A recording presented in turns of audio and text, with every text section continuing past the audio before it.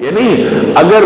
دونوں کے درمیان نبھاؤ نہ ہو رہا ہو، خاوند بیزار ہو یا کوئی اور معاملہ ہو، صلح کی کوششیں بھی بیکار جائیں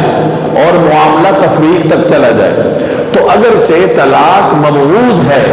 لیکن بعض اوقات طلاق انسان کی زندگی میں سکون بھی لاتی ہے کہ صلح کی ساری کوششیں بیکار ہو گئی، دونوں میں مفاہمت نہیں ہو رہی۔ اب دونوں کو اکٹھا رکھنا دونوں میں سے کسی ایک کی زندگی کو جہنم بنانے کے مترادف ہے، اس لیے شریعت نے پھر طلاق کا راستہ رکھا ہے اور اس آیت میں تسلی دی ہے کہ اگر تمہارے درمیان صلح نہیں ہو سکی، نبھاؤ نہیں ہو سکا، علیحدگی ہو گئی ہے، تو بے فکر ہو جاؤ، اللہ جل جلالہ کے ہاں بڑی وسعتیں ہیں۔ بظاہر تو بیوی کو نظر آ رہا ہے کہ میری کفالت کون کرے گا،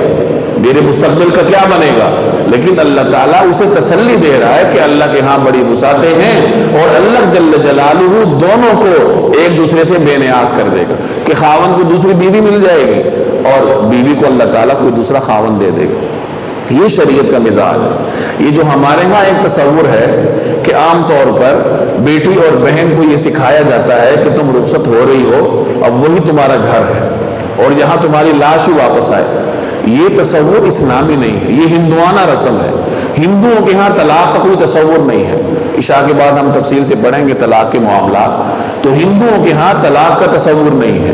بیوی جس خاوند کے نام ہو گئی تو وہ اس کی ملکیت بن گئی، اور یہی تصور ہمارے ہاں بھی آیا ہے۔ چنانچہ لوگوں کی بیٹیاں اگر کسی وحشی خاوند کے ہتھے چڑھ جائیں تو وہ تشدد برداشت کرتی ہیں، مار پیٹ گوارا کرتی ہیں اور والدین ان کو صبر کی تلقین کرتے ہیں۔ تو یہ صبر بے جا صبر ہے، اس صبر کا مکلف اللہ نے نہیں بنایا۔ یہ ہم اس لیے سکھاتے ہیں کہ ہم بیٹیوں کو بوجھ سمجھتے ہیں، ہم بہنوں کو بوجھ سمجھتے ہیں، ہم انہیں وراثت میں حصہ نہیں دینا چاہتے، اور ہم یہ تصور رکھتے ہیں کہ اگر وہ طلاق لے کر آ گئی تو اس کو وراثت میں حصہ دینا پڑے گا یا اس کو نان نفقہ دینا پڑے گا، اس کے اخراجات برداشت کرنے پڑیں گے، لہٰذا وہ اسی وحشی کے ساتھ اسی جہنم میں زندگی بسر کرے۔ یاد رکھیے یہ ہندوانہ تصور ہے، اور بہنوں اور بیٹیوں کو صبر سکھانے کے ساتھ یہ بھی بتانا چاہیے کہ بے جا ظلم برداشت نہ کرو، اور اگر تمہارے اوپر ہاتھ اٹھتا ہے، تمہارے اوپر بے جا تشدد ہوتا ہے تو یہ تمہارا گھر ہے، چپ کر کے واپس آ جاؤ۔ اتنی شہ بھی نہیں دینی چاہیے کہ وہ وہاں پہ طلاق کی ڈیمانڈ کرے، جیسے ہوتا ہے عام طور، یا تو میکے سے اتنی شہ ملتی ہے کہ وہ کہتی ہے مجھے چھوڑو، اور بعد میں اسی میکے میں آ کے ذلیل ہوتی۔ تو بے جا شہ بھی نہیں دینی چاہیے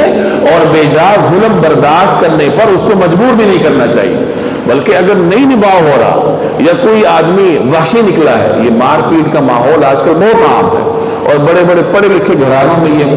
مصیبت موجود ہے کہ خاوند اپنی بیوی کو مارتا ہے، اس پہ ہاتھ اٹھاتا ہے۔ ہاتھ اٹھانے کی تو اللہ نے اجازت نہیں دی کہ کوئی خاوند اپنی بیوی کو مارے، حدیث میں آتا ہے